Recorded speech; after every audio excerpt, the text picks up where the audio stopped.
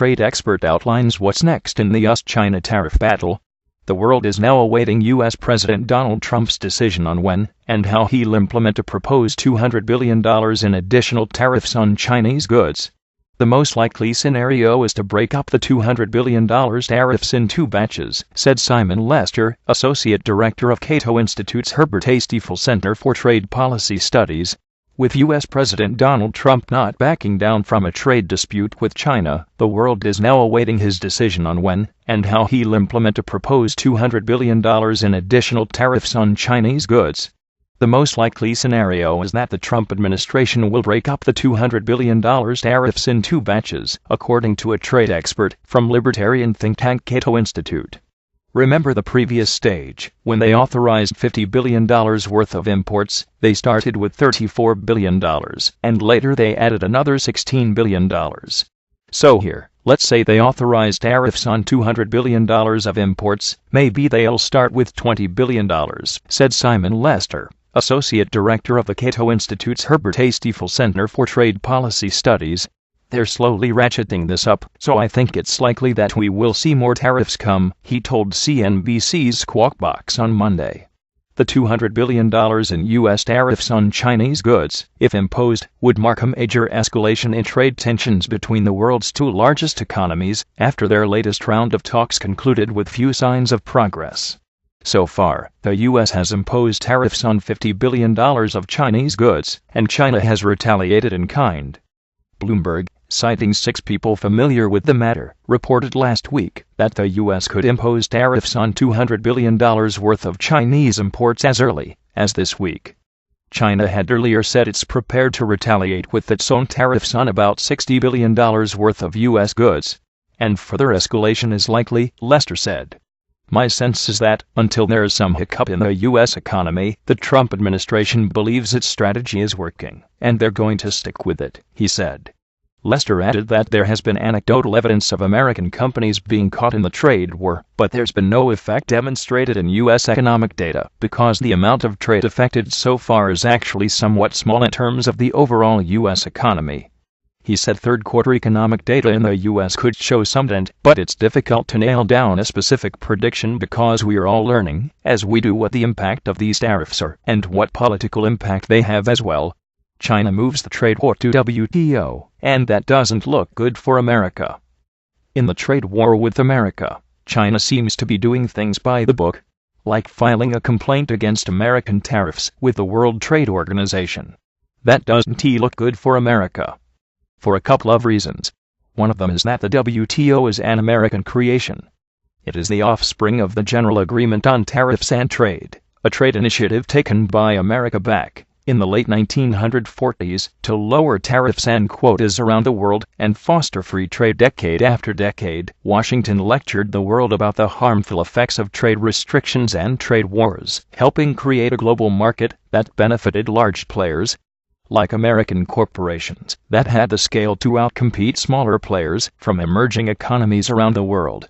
Simply put, Washington wrote the free trade rules which now challenge its own position, imposing tariffs on its trade partners.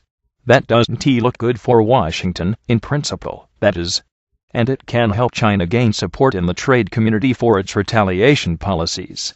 Then there's the real possibility that China ends up as the winner of a WTO ruling. Despite widespread acknowledgement of Chinese appropriation of intellectual property, the WTO will likely rule in China's favor on its complaints around U.S. tariffs, says Joe Brosuelis, chief economist at RSMUS. Investors should anticipate that the WTO will reward China the right to impose trade sanctions on the U.S. equal to the damage, or greater than those caused by given tax breaks to American export firms. There is a precedent for that. This assessment is based on the 2003 WTO ruling during the Bush administration, when the U.S. imposed steel tariffs on China due to a surge in steel imports, explains Brosuelis. One should expect cries of the WTO exceeding its authority and the continuation of the trade spat between the U.S. and China well into 2019 and beyond, provided that WTO will still be around to handle trade disputes. Trump's unrelenting trade war isn't great for the economy, but it certainly won't push us into a recession. Something else will end this U.S. growth phase. But right now, in the Washington sunshine, that downturn feels a fair way off. The Labor Day national holiday this Monday traditionally marks the end of the summer holidays. It's back to business, back to school, back to politics. But this year the raucous political clamor of Washington never eased. In fact, it ramped up, showing through even in the memorial event celebrating the life of John McCain. The behavior of Donald Trump was, to most of us, disgraceful. But the president knows his market, and presumably thinks that for his supporters partisanship tops everything else. And there is the strange contrast that dominates just about everything in America at the moment: the seemingly successful economy and the dysfunctional politics at both a national and international level. On nearly all conventional measures, the U.S. is on an economic roll. You see this in company profits running at record levels. You see it in share prices, which are at or close to all-time highs. You see this in the macroeconomic figures such as employment and growth, but tellingly you also see it in the detail of daily lives. The best example I have found of this is beef sales. There are always a host of Labor Day shopping deals, everything from shirts at Brooks Brothers to Canadian pork tenderloin at Whole Foods. But this year apparently one of the key indicators that Americans are feeling good about their finances is the switch from cheaper meats, notably chicken, to beef for their barbecues. When you are skinned you eat chicken, and when you reflush you eat steak. Consumer confidence is at an 18-year high, according to an estimate by the Conference Board last week. Demand will be further boosted by the tax cuts that come in during the next few months. Interest rates will rise, but we have been assured by the new chair of the Federal Reserve Board, Jerome Powell, that these will be gradual, and of course, if the economy falters, then the Fed will ease off. So what can possibly go wrong? Well, a whole load of things. Top of the present set of concerns is a trade war. The talks on redesigned NAFTA last week seemed to be going fine, with Mexico on board for a modest revamp of the present arrangements, and with Canada on final approach for landing a similar adjustment of the current deal. All three could claim they had achieved their objectives, while eliminating some of the irksome details that have enabled Donald Trump to present NAFTA as a disaster. Then on Friday it all fell to bits. I am not quite sure why, supposedly something to do with Canada protecting its dairy industry, but that doesn't really ring right. It may simply have been that Donald Trump wanted the theater of a breakdown to counter his being quoted when he thought he was off the record. What is clear is that it is not a reason for putting thousands of jobs at risk. It may be that when talks resume this week something will be cobbled together. My guess is that eventually it will. In any case, the US-Canada trade relationship is not the great global issue that could derail the world economy. It matters a lot for Canada, for 3/4 of its exports go to the US, so in that sense it is in the weaker position. But in global terms NAFTA is only NAFTA. The somewhat bigger game is trade with Europe, and we know the EU is next in the firing line. But the biggest game of all is the trade relationship with China. The dynamics are different. Neither Europe nor China have a trade deal with the US, so the issue is not a treaty that has to be renegotiated. But Donald Trump's perception is that both relationships are unfair. Too many fancy European cars in the US, too many cheap Chinese imports too. This resentment is not new, for protectionism is a thread that runs through American history, and will continue to do so. The question really is whether this bout will become truly destructive. I think the answer is no. Donald Trump has threatened to pull out of the World Trade Organization. That is not new, and in any case he has got around WTO rules by citing national security.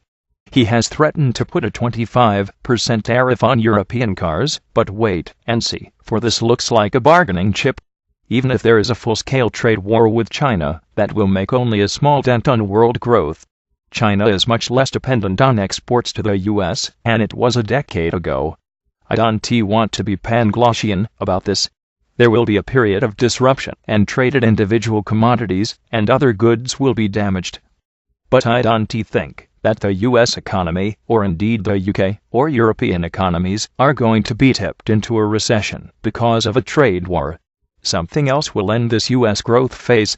Maybe it will simply be lack of capacity, resulting in higher inflation, a squeeze on credit, and so on. But right now, in the Washington sunshine, that downturn feels a fair way off. That contrast between a solid economy and flaky politics continues for a while yet. Focus on that solid economy. The thing as a frequent visitor and admirer over many years I find frustrating is this notion that America somehow needs to be made great again. Senator McCain's daughter Meghan McCain made the point directly at his funeral at the National Cathedral here in Washington on Saturday. The America of John McCain has no need to be made great again because America was always great. Keeping up with the trade war. I have pledged to keep readers informed about the ongoing China-U.S. trade war because it will inevitably affect us and the rest of the 10-member Association of Southeast Asian Nations one way or another. So, I consider it my job to constantly monitor developments and double-check them from networks built over decades.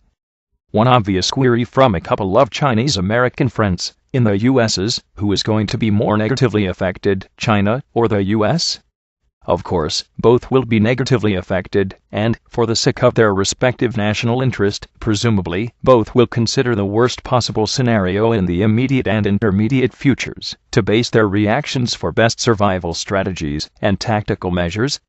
One probable option the Americans are currently undertaking silently is relocating their investments from China to the ASEAN members, where direct production costs are still cheaper than manufacturing the goods in the U.S.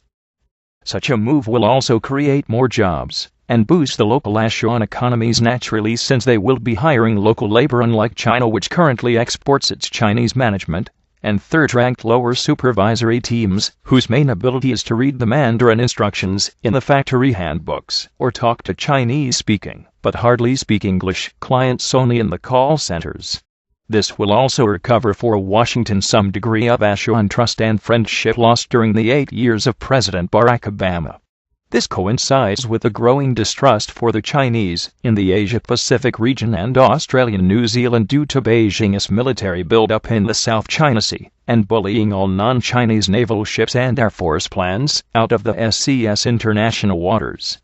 We can expect U.S. President Donald Trump to step up to third gear this trade war, as he had directly said Beijing is using the North Korean nuclear arms threat to the U.S. as its tool in this trade conflict, despite the sanctions on Pyongyang for violating the nuclear arms limitations agreement which China also signed. However, China is also expected to make counter-moves in anticipation of the U.S. initiatives to weaken Beijing's economic growth and frustrate President Xi Jinping's goal to replace the U.S. as the top superpower by 2050, like he hinted at the Communist Party of China's National Congress last year, which extended his term as head of state, commander-in-chief of the People's Liberation Army, the world's largest armed force, and chair of the CPC's Standing Committee. As head of the three major positions in government, Xi assured China it can combine the ruling strong government, we ASEANs call it dictatorship, which owns and controls all major industries and freedom of the press/information, with a Western-type free manufacturing export economy it brands as a hybrid Chinese economic model. Xi is actually obviously implementing a carefully thought-out experiment in governance and economic development in pursuing his dream for China in 2050. Clearly he is a very strong nationalist, most likely just as dedicated was Chairman Mao Zedong when he founded the Communist Party and eventually beat Generalissimo Chiang Kai-shek of Nationalist China in 1949.